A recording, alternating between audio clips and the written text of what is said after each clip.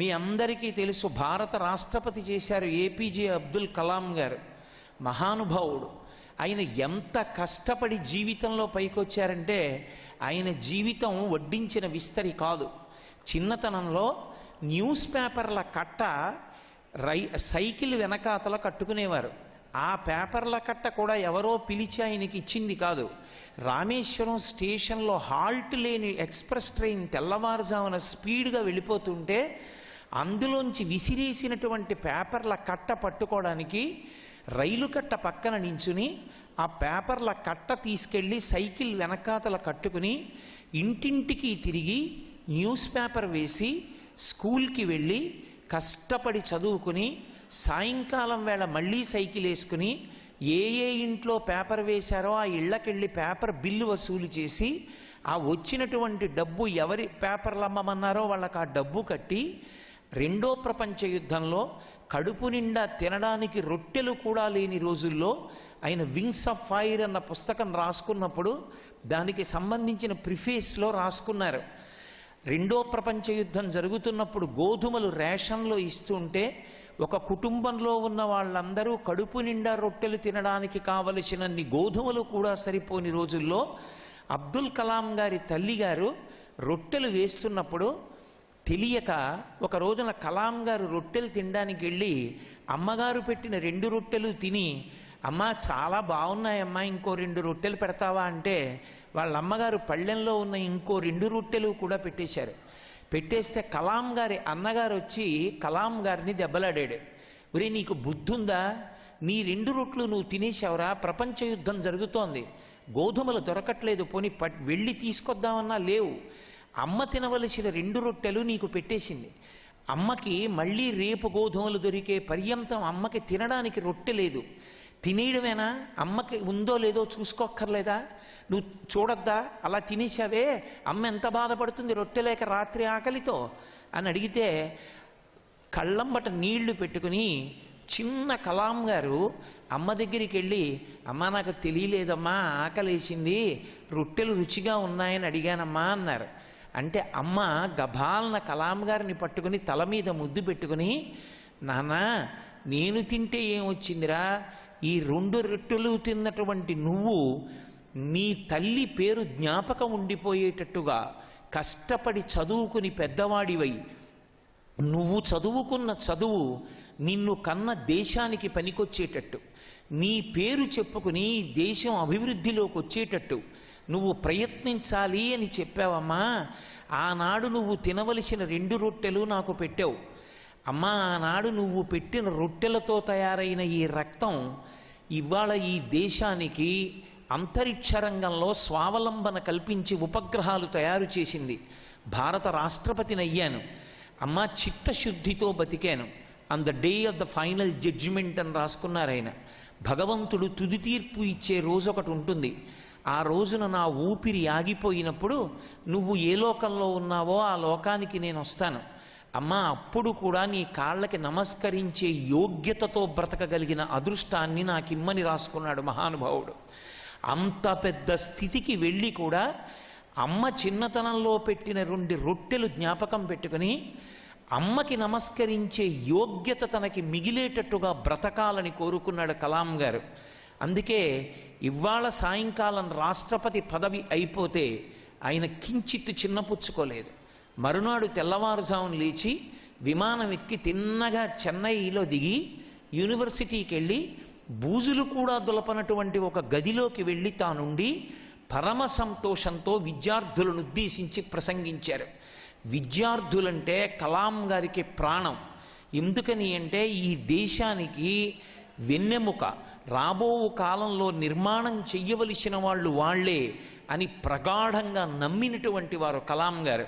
అందుకే అంత పెద్ద వయస్సులో ఉన్న ఆయనకి అత్యంత ప్రీతిపాత్రమైనటువంటి విషయం ఏది అంటే ఎక్కడెక్కడ పిల్లలుంటే అక్కడక్కడికి వెళ్ళి ఆయన ప్రసంగాలు చేస్తూ ఉంటారు.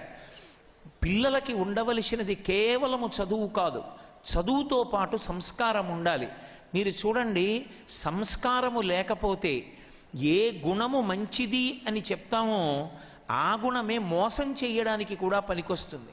ఒక వ్యక్తికి బాగా డబ్బు ఉందనుకోండి, కానీ పక్కన మంచి గుణం లేదు. మంచి గుణం లేదు కాబట్టి ఇప్పుడు అదే వ్యక్తి అదే డబ్బుతో తాను వ్యసనాల పాలవుతాడు, 10 మందిని వ్యసనాల పాలు చేస్తాడు. డబ్బు ఉండడం మంచి గుణం కాదు, ఉన్న డబ్బుని మంచి పనులకు ఖర్చు పెట్టగలగడం గొప్ప విశేషం. మీరు మొన్న చదివి ఉంటారు, మూర్తిరాజు గారని పశ్చిమ గోదావరి జిల్లాలో దాదాపు 1500 ఎకరాల భూస్వామి. ఆయనకి భార్య చనిపోయింది, బిడ్డలు లేరు, ఆయన బెంగ పెట్టుకోలేదు. నాకు పిల్లలు కావాలని ఒక కొడుకుని తెచ్చి దత్తత చేసుకోలేదు.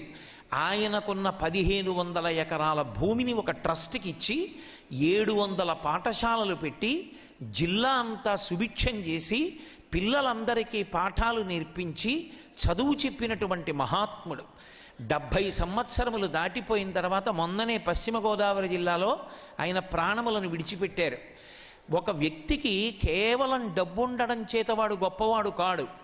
డబ్బుతో పాటుగా సంస్కారం ఉన్ననాడు ఆ డబ్బు 10 మందికి వినియోగపడేటట్టుగా ఎవడు ప్రవర్తిస్తాడో వాడే కీర్తిని గణిస్తాడు. కేవలము చదువు ఉండడం గొప్ప విషయం కాదు, చదువుకున్న వాళ్ళెందరో దారి తప్పిన వాళ్ళు ఉన్నారు. నేను మీకు ఒక డాక్టర్ గారి వృత్తాంతం చెప్తే మీరు తెల్లపోతారు. ఆయన లబ్ధప్రతిష్ఠుడు. ఎముకల వైద్యంలో ఆయనకు సాటి. ఎముక విరిగిపోతే ఆయన ఎంత గొప్పగానైనా కట్టుకట్టి ఎక్కడి ఎముకనైనా సరే అతుక్కునేటట్టు చెయ్యగలిగినవాడు. కానీ ఆయనకి పట్టుకున్నటువంటి డబ్బు జాడ్యం అంతా ఇంతా కాదు.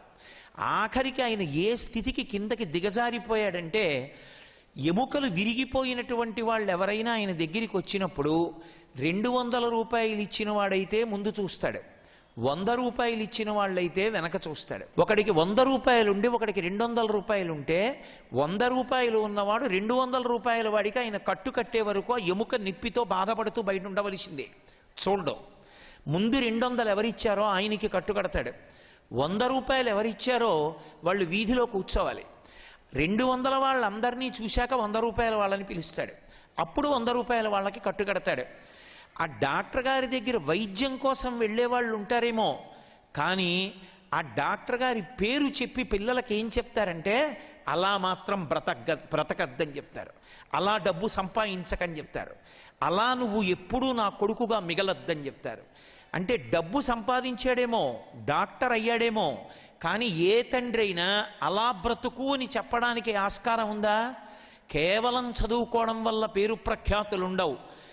చదువుతో పాటుగా సంస్కారం అబ్బినప్పుడు, సమ్యక్ కరహ సంస్కార, ఎలా బ్రతకాలో అలా బ్రతకడం నేర్చుకున్నప్పుడే ఆ చదువు పనికొస్తుంది. ఒక్కొక్క నాడు ఏ చదువు లేకపోవచ్చు, కానీ ఏ చదువు లేకపోయినా వ్యక్తికి ఉన్నటువంటి సంస్కార బలానికి పెద్ద పెద్ద వాళ్ళు కూడా అతని ముందు తలంచేస్తారు. ఈ మధ్యనే మా తూర్పుగోదావరి జిల్లాలో కలెక్టర్ ఆఫీసులో ఒక డఫేదారు రిటైర్ అయిపోయాడు.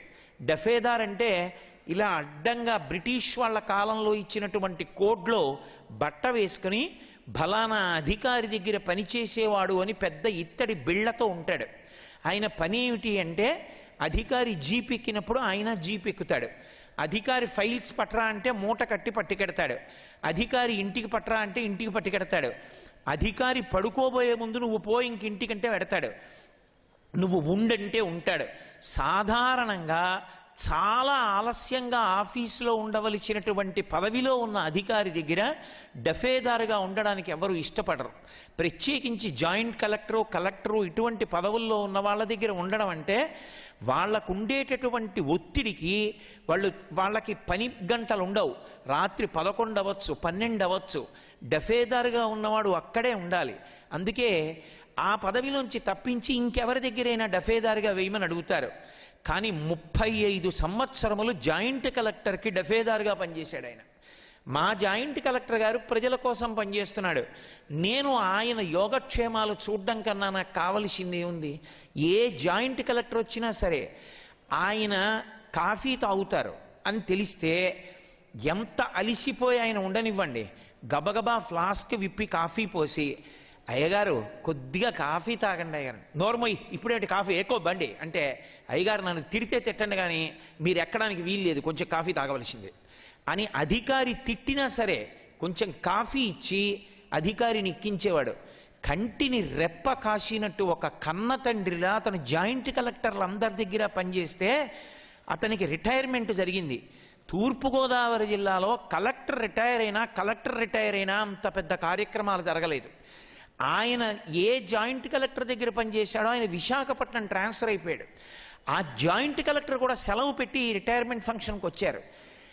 తూర్పుగోదావరి జిల్లాలో ఉన్న అధికారులందరూ కూడా ఆయన రిటైర్మెంట్ పదవికి ఆ ఫంక్షన్కి వచ్చి అతన్ని సత్కరించి పూలదండలు వేసి బట్టలు పెట్టి, ఇతను ఒక డఫేదారు కాడు, కన్న తండ్రి ఎలా ఉంటాడో అలా ఉండేవాడు. ఇలాంటి వ్యక్తి ఉండబట్టి మేము పనిచేయగలిగామని అంతమంది కలెక్టర్లు అతని గురించి ఉపన్యాసం చెప్పి అంతమంది కార్లలో అతన్ని తీసుకెళ్లి ఇంటి దగ్గర దిగబెట్టి వచ్చారు. ఏ పదవిలో ఉన్నాడన్న దాన్ని బట్టి కాదు గౌరవం వచ్చేది, ఎంత చదువుకుంటే ఎవడకి కావాలి, ఏ పదవిలో ఉంటే ఎవడకి కావాలి. వాడు పనికిమాలిన పనులు చేసేటప్పుడు ఏ పదవిలో ఉన్నావన్న దాన్ని బట్టి రాదు గౌరవం. ట్రస్ట్ వర్దినెస్ అంటారు ఇంగ్లీష్లో. నీకున్న సంస్కారం ఏమిటి, నిన్నెంతమంది నమ్మచ్చు, వీడికి ఒక పని అప్పజెప్పామంటే ఇక వెనక్కి తిరిగి చూసుకోక్కర్లేదు, వాణ్ణి నమ్మవచ్చు అన్న భావన ముందు ఏర్పడాలి. దాన్ని సంస్కారం అంటారు. చదువుకి పక్కన ఆ సంస్కారము లేదనుకోండి, ఎంత చదువు ఆ వ్యక్తికి వచ్చిందో వాడు సమాజమునకు అంత ప్రమాదకారి. అందుకే పూర్వకాలంలో చదువు చెప్పేటప్పుడు పాత్రత లేనివాడికి చదువు చెప్పేవారు కాదు. వీడికి ఇంతకన్నా చదువు వీడి చేతిలో ఉంటే వీడు సమాజ హితమునకు భంగం చేస్తాడు అని అనుకుంటే అటువంటి వ్యక్తికి చెప్పేవారు కాదు. చదువుకోవడం వేరు, సంస్కారం వేరు అని నేను మీతో మనవి చేసి ఉన్నాను. డాక్టర్ ఐవి రావు గారని ఆయన కాకినాడ పట్టణంలోనే ఉంటారు. కాకినాడ పట్టణం మొత్తం మీద ఇద్దరికే కార్లు ఉండేవి ఒకప్పుడు. ఒకటి ఐవి రావు గారి నాన్నగారికి ఉండేది, ఒక కారు ఆ రోజుల్లో మా వియ్యంకుడి తండ్రి గారికి ఉండేదిట. వాళ్ళిద్దరికే కార్లు ఉండేవి. అలాంటి అంతటి ఐశ్వర్యవంతులు. కానీ ఐవి రావు గారి నాన్నగారు పేదవాళ్ళు ఎవరైనా హాస్పిటల్కి వస్తే ఆ పేదవాళ్ళందరికీ కూడా అన్నం వండించి అన్నం పెట్టి ఆపరేషన్ చేసి తగ్గిపోయిన తర్వాత కూలి పనికి వెళ్ళకరా అని డబ్బు ఇచ్చి తన కారులో ఇంటికి దింపేవారు. ఇప్పటికీ మా ఊళ్ళో వార్డ్రేవ్ రవి అని ఒక డాక్టర్ ఉన్నారు. ఆయన దగ్గరికి మెడికల్ రిప్రజెంటేటివ్స్ కానీ పెద్ద పెద్ద వాళ్ళు కానీ మధ్యలో వచ్చి మాట్లాడితే దానివల్ల 1 గంట తర్వాత ఉండిపోయిన వాళ్ళు ఎంతమంది ఉన్నారు బయట అని అడుగుతారు. 1 గంట వరకే ఇస్తాడు ఆయన ఓపీ, భోజనానికి వెళ్ళిపోవడానికి వీలుగా. ఎంతమంది ఉన్నారు అని అడుగుతాడు. వెంట వచ్చిన వాళ్లతో కలిపి 100 మంది ఉన్నారండి అంటే వెంటనే ఏదో బయట చిన్న బడ్డీ నుంచి కాదు, పెద్ద హోటల్ నుంచి 100 మందికి తినడానికి ఒక్కొక్కరికి 2 సమోసాలు ఒక్కొక్క కాఫీ తప్పును తెప్పించిస్తారు. ఇచ్చి వాళ్ళందరూ సమోసాలు తిని కాఫీ తాగిన తర్వాత మళ్ళీ చూసేటప్పుడు లోపలికి వచ్చిన వాడికి ప్రతి వాడికి ముందు లేచి నిలబడి 2 చేతులు ఎత్తి క్షమార్పణ చెప్తాడు.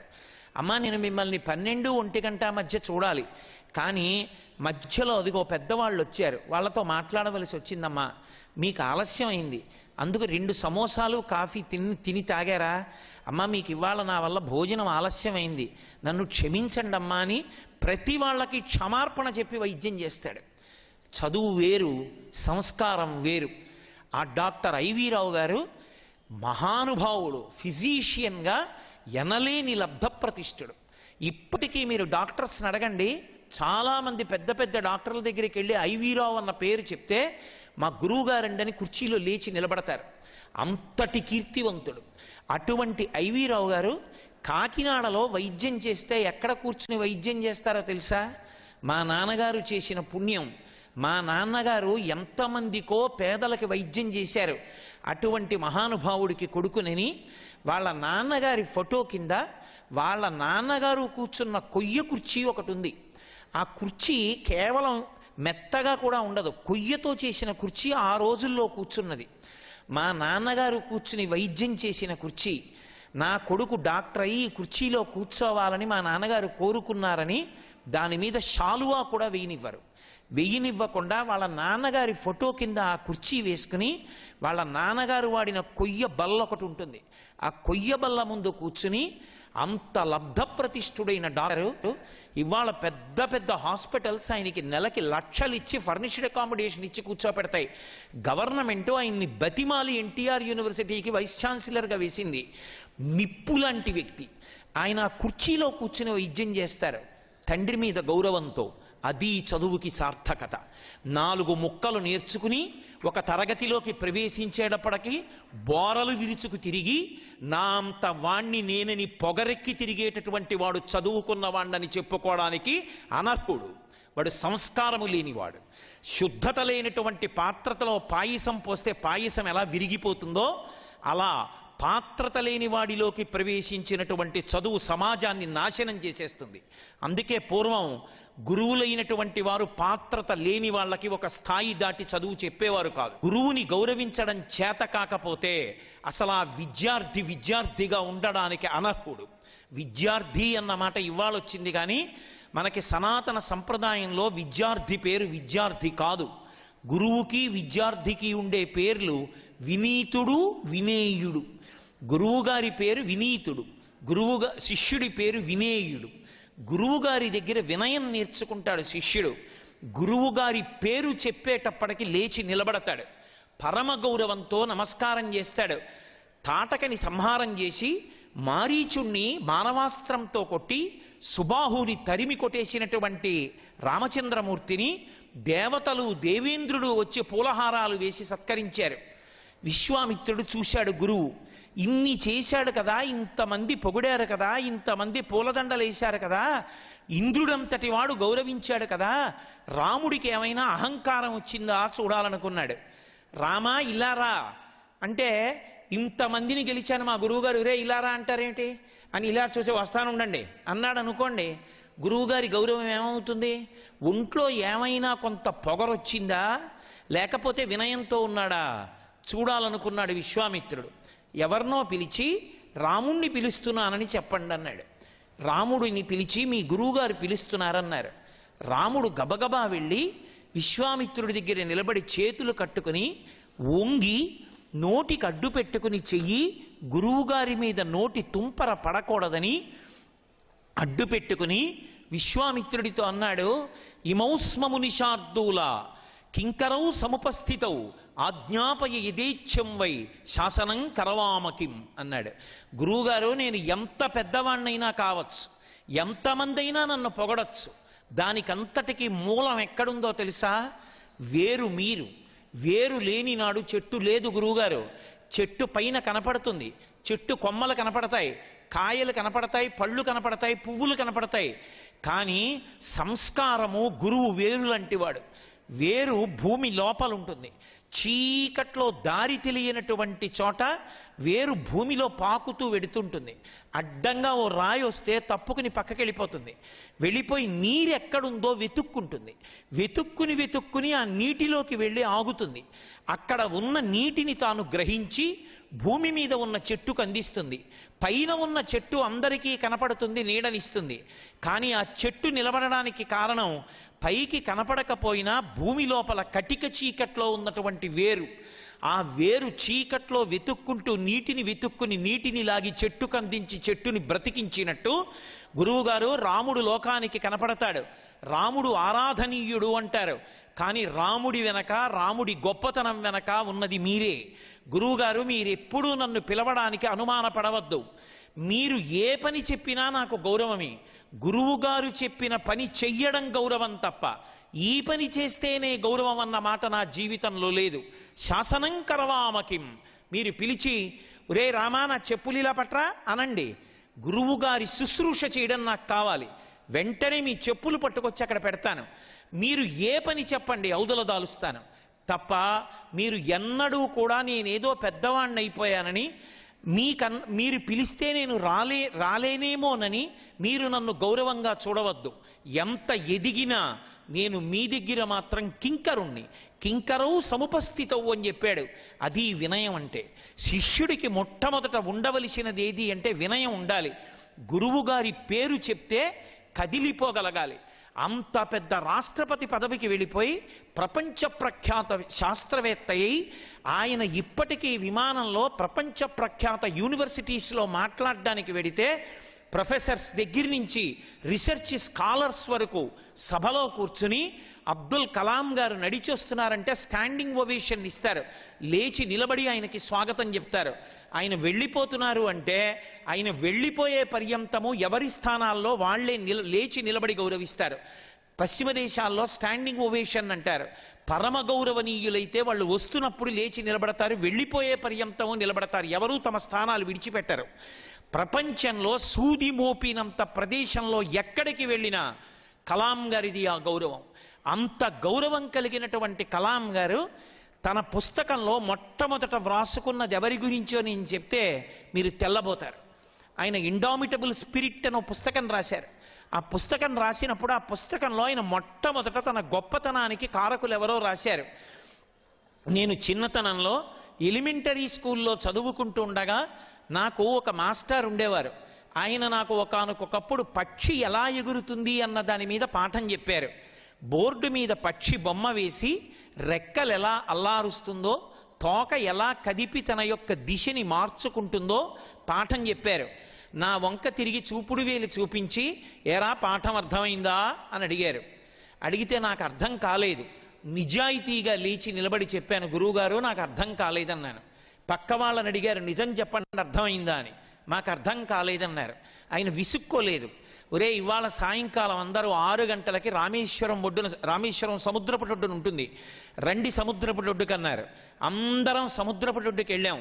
పిల్లలందరినీ కూర్చోపెట్టి కొంగ భూమి మీదకి వాలేటప్పుడు విమానం ఎలా వాలుతుందో చెప్పారు. కొంగ పైకి లేచేటప్పుడు విమానం ఎలా ఎగురుతుందో చెప్పారు. పక్షి ఎగిరేటప్పుడు కాళ్ళు ఎలా ఉంచుతుందో, రెక్కలు ఎలా ఊపుతుందో, ఆకాశంలోకి వెళ్ళిపోయాక నిలబడి వెడుతూ ఎలా తోకతో దిశ మారుస్తుందో చూపించి చెప్పారు. ఆయన చెప్పిన పాఠం నా మనసు మీద ముద్రపడిపోయింది. మరునాడు ఉదయం నేను ఆయన ఇంటికి వెళ్ళాను. ఆయన అప్పుడే ప్రొద్దున లేచి పూజ చేసుకుని పైకొచ్చారు. ఏం కావాలరా అన్నారు. గురువుగారు, నేను ఒకానొకనాడు ఈ దేశంలో అంతరిక్ష నౌకలు విమానాలు నడపాలనుకుంటున్నాను, నేనేం చదువుకోవాలని అడిగాను. ఆయన నా మీద విసుక్కోలేదు. కూర్చోపెట్టి, ఒరే నువ్వు ఇలా చదువుకోవాలరా, ఇది చదవాలి, తర్వాత మెద్రాస్ ఐఐటికి వెళ్ళాలి, అక్కడ ఏరోనాటికల్ ఇంజనీరింగ్ చెయ్యాలని చెప్పారు. ఆ మహానుభావుడు చెప్పిన పాఠం నా మనసు మీద హత్తుకుని ఇవాళ నేను భారతదేశంలో అంతరిక్ష శాస్త్రంలో ఇంత గొప్ప శాస్త్రవేత్తని కాగలిగానని ఆయనకి మెద్రాస్ ఐఐటిలో ఉండగా పాఠం చెప్పినటువంటి ఒక ప్రొఫెసర్ పేరు గుర్తుపెట్టుకుని ఆయనకి చెన్నై ఐఐటి ఒకానొకప్పుడు డాక్టరేట్ కన్ఫర్ చేస్తే రాష్ట్రపతిగా ఆయన వెతుక్కుంటూ తన క్యాన్వాయ్ తోటి చెన్నైలో ఇరుకు సందుల్లోకి వెళ్ళి తనకి పాఠం చెప్పిన గురువుగారింటికి వెళ్ళి తలుపు తట్టారు. ఆ గురువుగారు వృద్ధుడైపోయి తలుపు తెరిచాడు. ఎవరు మీరని అడిగాడు. నేనండి అబ్దుల్ కలాంని, మీ శిష్యుణ్ణి అని వంగి 2 కాళ్ళు పట్టుకుని నమస్కారం చేశారు. గురువుగారు బయటికి చూశారు. బ్లాక్ క్యాట్ కమాండోసు, కార్లు, పోలీసులు, ఎక్కడ చూసినా హడావిడి. నువ్వు ఇప్పుడు రాష్ట్రపతివి కదా అని అడిగారు. అవును, నేను భారత రాష్ట్రపతిని. కానీ గురువుగారు మీరు పెట్టిన భిక్ష, మీరు చెప్పిన పాఠం ఇవాళ నేను ఈ స్థాయికి వెళ్ళాను. ఇవాళ నన్ను చెన్నై ఐఐటి డాక్టరేట్ కన్ఫర్ చేసి సత్కరిస్తోంది. నా కోరిక గురువుగారు, మీ సమక్షంలో డాక్టరేట్ అందుకోవాలనుకుంటున్నాను. నేనే ఆహ్వానించాలని మీ దగ్గరికి వచ్చాను. దయచేసి ఇవాళ సాయంకాలం రండి, కారు పంపిస్తానని కారు పంపించి తాను వేదిక కింద నించుని గురువుగారికి స్వాగతం పలికి, గురువుగారికి కూడా వేదిక మీద కుర్చీ వేయమని ఆయన్ని తానే చేపట్టుకుని కూర్చోపెట్టి తనకి డాక్టరేట్ కన్ఫర్ చేసే ముందు తన గొప్పతనాన్ని చెప్పి వేదిక మీదకు ఆహ్వానించినప్పుడు ఆయన డాక్టరేట్ అందుకునే ముందు గురువుగారి దగ్గరికి వెళ్ళి బూట్లు విప్పి వంగి ఆయన కాళ్ళు పట్టుకుని నమస్కరిస్తే గురువుగారి కళ్ళ వెంట ఆనంద బాష్పాలు జలజలా కారిపోయి. అది సంస్కారం అంటే. సర్వం శ్రీ ఉమామహేశ్వర పరబ్రహ్మార్పణమస్తు. స్వస్తి.